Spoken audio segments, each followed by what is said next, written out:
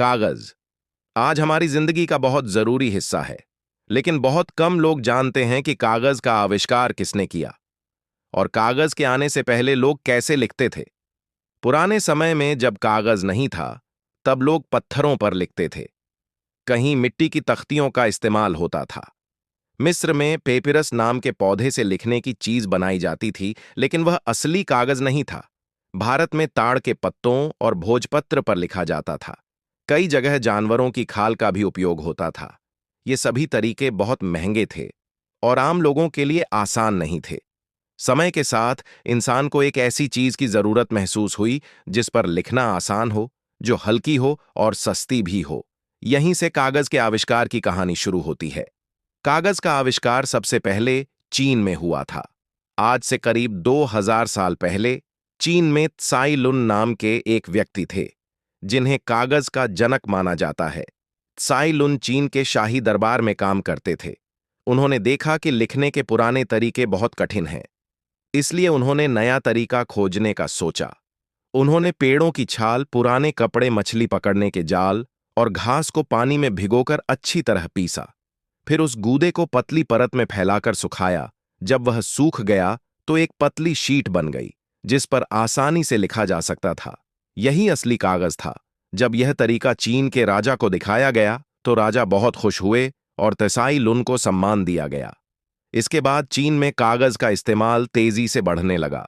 किताबें, सरकारी दस्तावेज और पत्र कागज पर लिखे जाने लगे, लेकिन चीन ने लंबे समय तक कागज बनाने की तकनीक को दुनिया से छिपा कर रखा।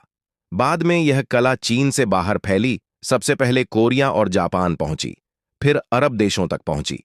कहा जाता है कि चीन और अरबों के बीच युद्ध के दौरान कुछ चीनी कारीगर पकड़े गए और उन्होंने अरबों को कागज बनाना सिखाया। इसके बाद बगदाद में कागज बनाने की फैक्ट्री लगी। वहां से यह कला पूरे इस्लामी दुनिया में फैल गई।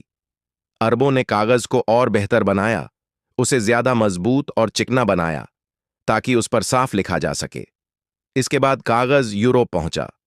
शुरुआत में यूरोप के लोग जानवरों की खाल पर लिखते थे और कागज पर भरोसा नहीं करते थे, लेकिन धीरे धीरे उन्हें समझ आया कि कागज सस्ता है, हल्का है और ज्यादा उपयोगी है।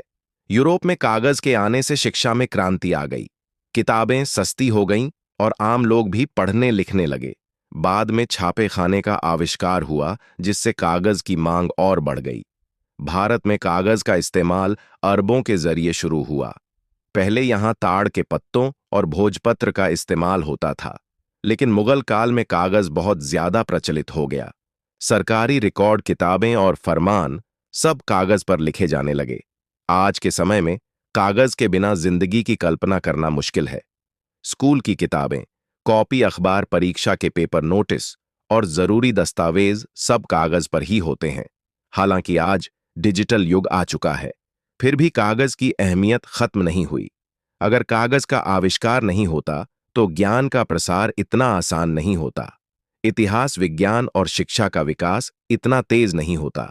इसलिए कागज को इंसान के सबसे बड़े आविष्कारों में से एक माना जाता है और इसका श्रेय चीन के त्साई लुन को दिया जाता है, जिन्होंने दुनिया को लिखने और सीखने का नया रास्ता दिखाया।